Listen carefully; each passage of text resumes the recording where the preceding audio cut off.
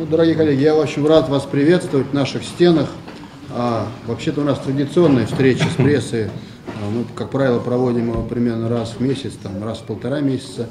Но это совпало с очень важным событием в жизни университета, конечно, поскольку завтра состоится торжественное собрание нашего ученого совета и праздничное мероприятие в связи с 80-летием со дня основания МГИАИ и РГГУ. Действительно, 3 сентября 1930 года было подписано постановление ЦИК СССР, его подписал Калинин, о создании Института архивоведения.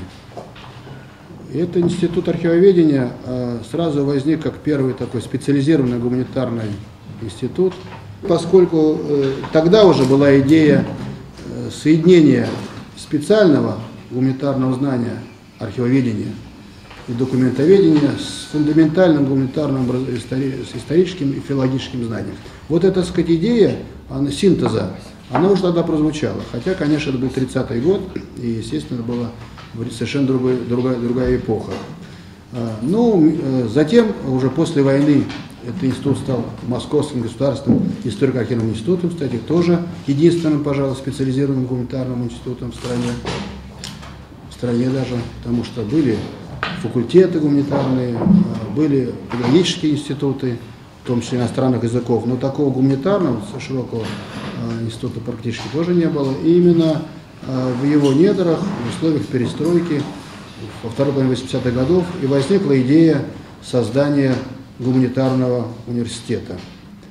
Я даже думаю, что это в какой мере было связано и с той политической атмосферой той эпохи, и даже с нашей вот такой инициативой первых чтений гуманитарных, которые в старом нашем кампусе на Никольской начались в 1987 году. Они назывались «Социальная память человечества», и как раз вот они охватывали целый спектр актуальных гуманитарных проблем того времени. Кстати, вторая лекция называлась так: «Сталин. Человек и символ». Вот, и это февраль 1987 года. Я не могу забыть эту лекцию, поскольку улица Никольская была практически перестала использоваться как улица. Вот, во всех окнах окна там невысокие, стояли молодые люди, слушали. Лектор не мог прорваться в аудиторию, у него порвали все пуговицы на пиджаке, потому что его не пускали, не знали, кто он, собственно говоря. К сожалению, уже ушел у нас, Борисов Юрий Степанович. Но сама вот идея такая. Ну, а затем возникла сама идея формирования гуманитарного университета. В 90-м году это уже стало, так сказать, нашим знаменем, что ли. И в марте 91 года возник первый гуманитарный университет в стране. И первый он назывался российским тогда. Но сейчас гуманитарных университетов и институтов в одной Москве, наверное, десятки. И это хорошо. Но действительно это был первый. Но дело не в том, что они называются сейчас так же. Главная идея именно в синтезе, взаимодействии различных областей гуманитарного знания. Именно и в развитии тех областей, которые находятся на стыке.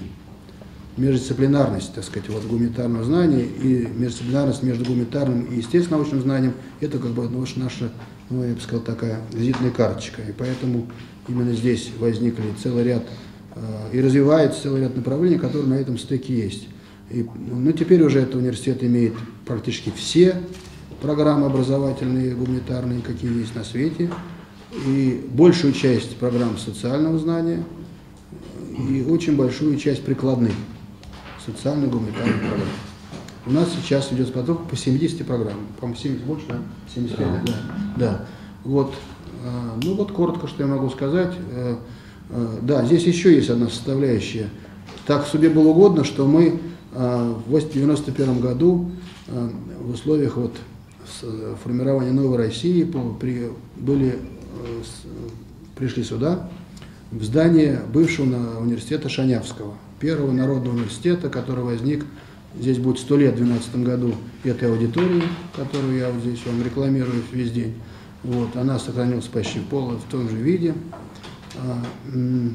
Это знамение какое-то, потому что это действительно был тоже университет, с одной стороны, гуманитарного профиля, хотя тут было очень много, естественно, научных направлений, но одновременно передовой такой гуманитарный университет, так сказать, здесь сюда вся профессура, которая изгонялась из официальной науки, переходила именно сюда, и здесь вот, так сказать, было много, так сказать, вольнодумства, что ли, так сказать, в той эпохи уже, так сказать, Серебряного века.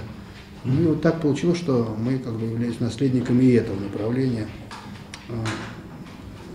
Хотя, конечно, это, так сказать, аванс больше, так сказать, это заставляет нас этим заниматься серьезно, поскольку такое, так сказать, наследие, оно ко многому обязано.